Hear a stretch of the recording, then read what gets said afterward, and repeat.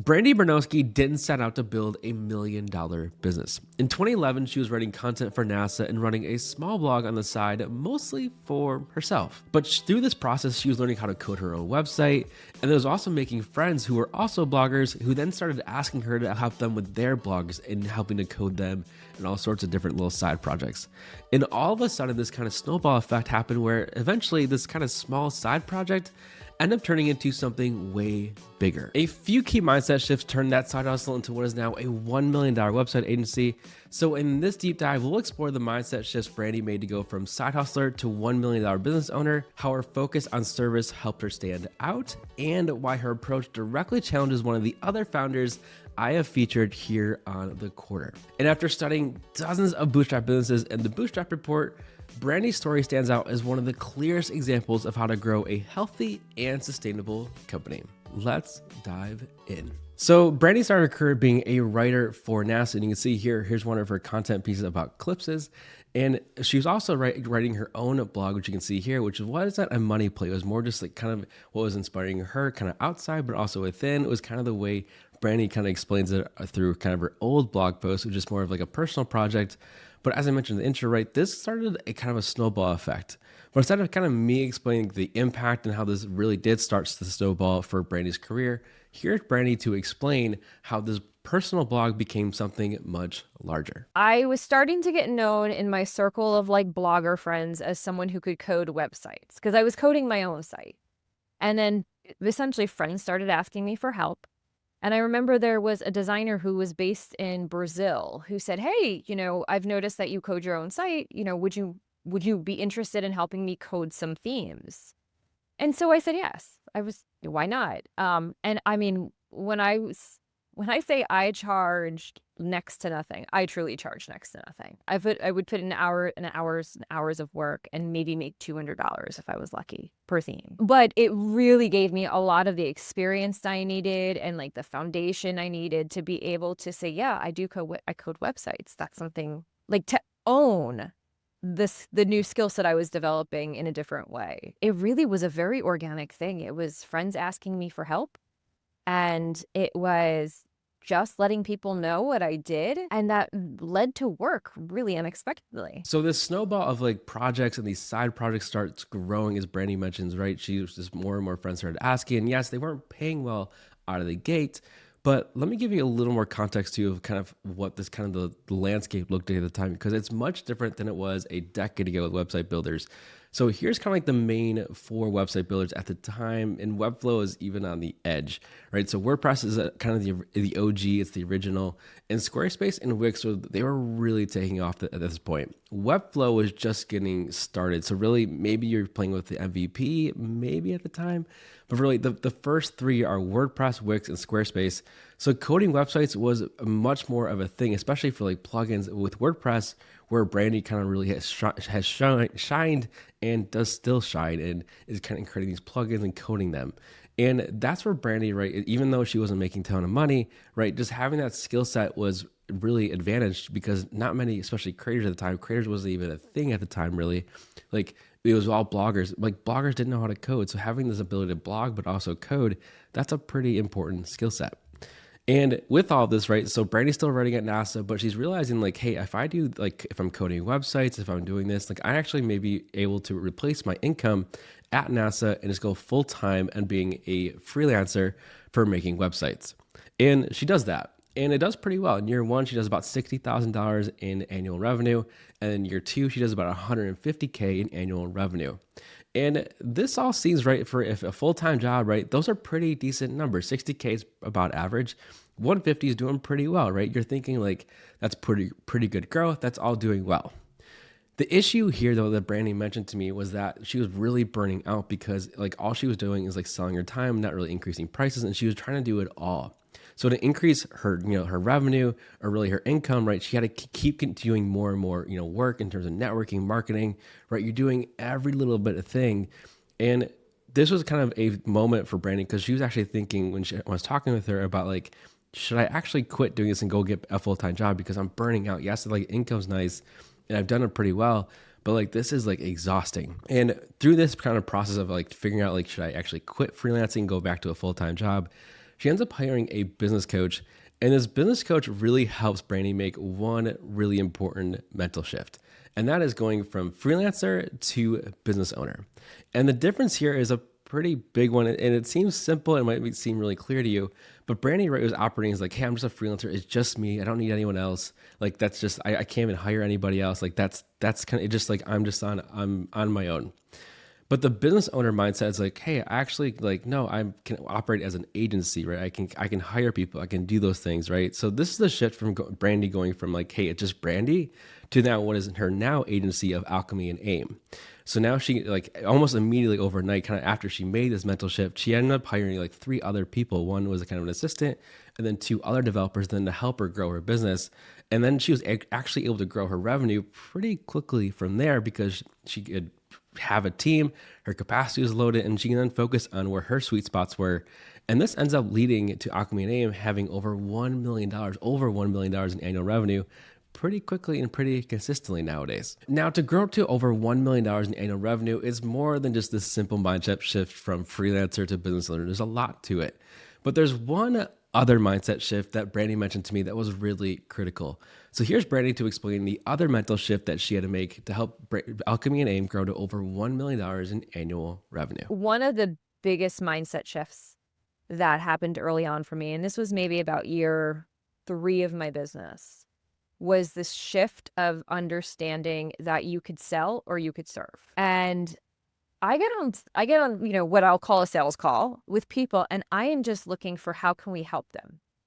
Sometimes that is working with us and me putting a proposal together, and you don't undervalue the work when you put out a proposal, but you recognize that if you're really just sitting with someone and helping them decide what is the next best step for them, it's not always working with you, but that's okay. Sometimes it's not working with us. Sometimes it's I've had clients who are just getting started in their business, and my first goal for them is to go out and make some money. And you don't need a website to start making money. Like, you can work your network, you can put it out there on LinkedIn, like you can tell people about what you're doing, and you can start getting clients that way. And when you do that, you'll then have a better understanding of who you want to work with and what we actually need to build for your website. It's going to be a better investment at that point. So that's really what I'm looking at with people, is what really needs to happen.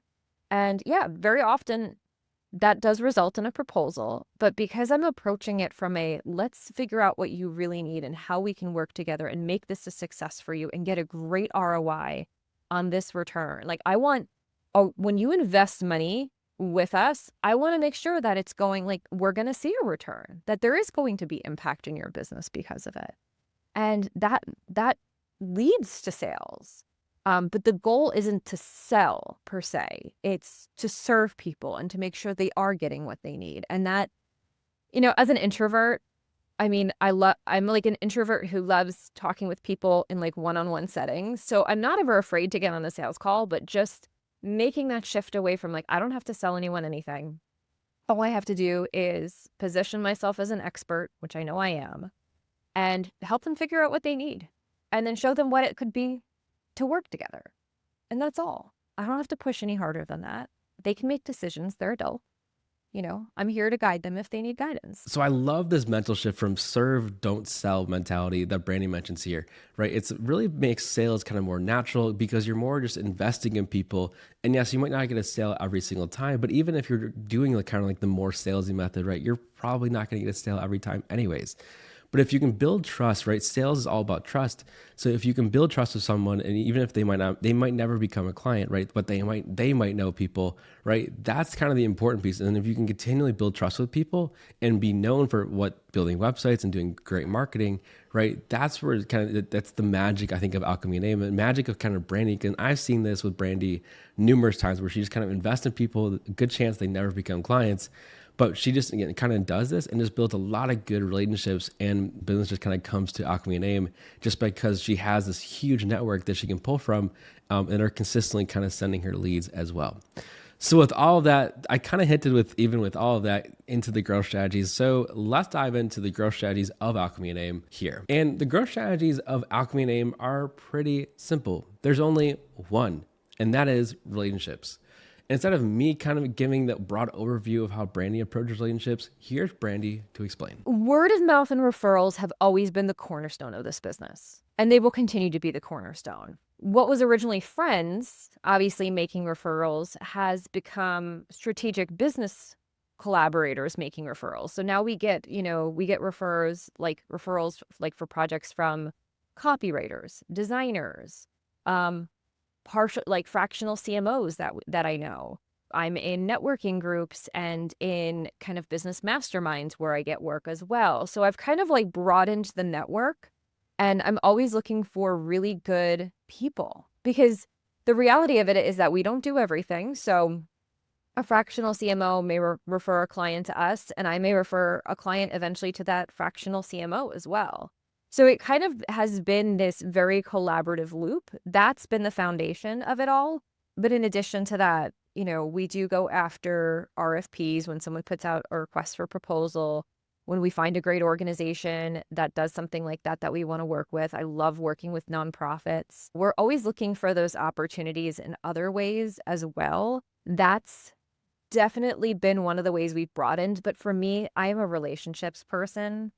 And I won't ever change the fact that the cornerstone of my business is having great referral partners that we can refer to and who can refer to us. I just think it's a lot of fun to grow all of our businesses together. So as Brandi mentioned, right, relationships and referrals are really the cornerstone for Alchemy and AIM. They are pretty much 100% of all of Alchemy and AIM's business. And this is quite a bit different from one other deep dive I've done for the quarter on Kendall Cherry, who was like, I quit referrals. I'm anti-referral. She's completely against them. And I want to kind of make note here because I think that these are super interesting approaches, but I think there's like some good differences between how these two operate. And Kendall, right, is like, hey, I don't like referrals because it sets bad expectations. Because the expectations are based on who made the referral. And she's also like, right, I can't control like if I'm top of mind for someone to send me a referral. But in Brandi's case, right, what she does is she communicates pretty upfront about like, hey, like here's my expectations, here's what they are, right? It's kind of that, it gets back to that serve, not sell mentality, which I think both Kendall and Brandi have. But right, I think Brandi's maybe a little more explicit about it. But they're both pretty clear and direct, but people normally, but I think there's a communication difference there. But two, I think the other thing here, right, is like Kendall has been in business for the last 4 or 5 years, right? But Brandi's been doing this for over a decade. And she's also really built this incredible network over years and years of being a blogger and just being in this content sphere, which Kendall has been a part of, but not necessarily to the same length and time frame that Brandi has been a part of. So I think that's kind of the big difference between like how to manage referrals and more of like that systematic of like how to be top of mind. For Brandi, right, I think she has the network where she can be top of mind pretty clearly, and she's built these really strong relationships and just over a longer time. So to me, the big difference here between Kendall and Brandi and their approaches is more just it's a time play, right? Referrals and being top of mind for people kind of consistently, you need a really strong reputation. As not saying Kendall has a bad reputation, but any means she's fantastic. But I think that it's more of a time play and how you can grow your network over time. Now, one great example of how referrals have worked for Brandi and actually even myself here is this deep dive. Aaron Rolandhagen is actually a referral from Brandi for me. I was asking Brandi to be like, hey, do you know anyone that has a bootstrap company from 0 to 250K in annual revenue? And she's like, you should meet Aaron. And that's how I met Aaron and did this deep dive on Aaron, is through Brandi. And it makes sense why Aaron and Brandi are connected because they have this like complementary businesses. Brandi has the websites, she has the marketing kind of play, and Aaron has like the software, this app standpoint. So it makes sense, right? When Aaron's like, hey, I have this customer has a really awesome product, but they need a good website or it's good marketing, right? It makes sense to make that referral really easily. So like having these complementary networks, I think Brandi's done really well building, right? These relationships took a ton of time to build for Brandi, but I think, right, she's seeing really the benefits, and so is Aaron too, right? Brandi can do the same thing over there. And one last note here from Brandi that I thought was really awesome and encouraging was this quote from her. It was that it's a lot of fun to grow all of our businesses together.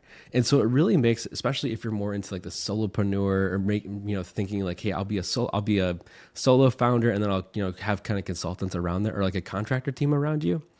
I think this is a really interesting approach because if you can, kind of build a network of people that really are starting to refer people to you and you can refer people back to them, right? It makes entrepreneurship more of a team sport. And also, right, as I learned with the Bootstrap Report, the more you can kind of build with people, the faster you're going to grow. The people that grew through communities and with people around them, right? They grew almost a year faster from 0 to 250K in annual revenue. Now that's Alchemy and Aim. If you found this episode helpful, I would love it if you can give it a like. And if you're looking for more content like this, check out the Bootstrap Report in the description of this episode.